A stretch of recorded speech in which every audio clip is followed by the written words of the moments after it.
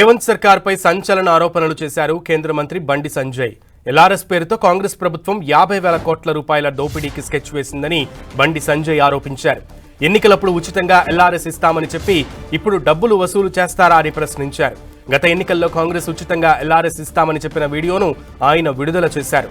రానున్న రోజుల్లో కాంగ్రెస్ ప్రభుత్వం బర్త్ డెత్ రెగ్యులరైజేషన్ పేరుతో స్కీమ్లు పెడతారేమో అని ఎద్దేవా చేశారు బండి. ఇప్పుడు జరుగుతున్న ఎన్నికలు కాంగ్రెస్ నమ్మక ద్రోహానికి, బీజేపీ పోరాటాలకు మధ్య జరుగుతున్న ఎన్నికలని బండి సంజయ్ పేర్కొన్నారు. ఎల్ఆర్ఎస్ పేరుతోని ఎల్ఆర్ఎస్ అట మార్చి 31 వరకు ఎల్ఆర్ఎస్ కు అవకాశం ఇస్తారట.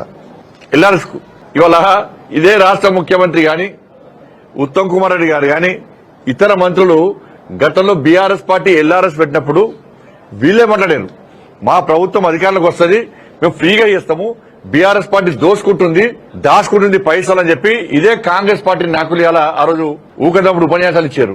ఇలా 50,000 కోట్లు ప్రజల నుంచి వసూలు చేయడానికి, ప్రజల నుంచి దోసుకోవడానికి ఎల్ఆర్ఎస్ పేరు మీద ఇలా వీళ్ళు మళ్ళీ మాట్లాడుతున్నారు.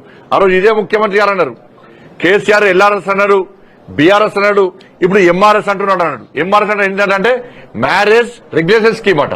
ఇప్పుడు మేమంటున్నాం అంటే మన రేవంత్ రెడ్డి గారు ఎల్ఆర్ఎస్ పోయింది, బీఆర్ఎస్ పోయింది, ఎంఆర్ఎస్ కాదు, ఇలా బీఆర్ఎస్ పట్టుకొస్తుండే రేవంత్ పట్టుకొస్తాడు. బీఆర్ఎస్ అంటే బర్త్ రెగ్యులేషన్ స్కీమ్ పట్టుకొస్తాడు. ఇవాళ మనిషి చచ్చిపోతాడు, డిఆర్ఎస్ కూడా డెత్ రెగ్యులేషన్ కూడా పట్టుకొస్తాడు. చచ్చిపోతాడు పైసలు వసూలు చేసే పరిస్థితి వచ్చింది ఇవాళ.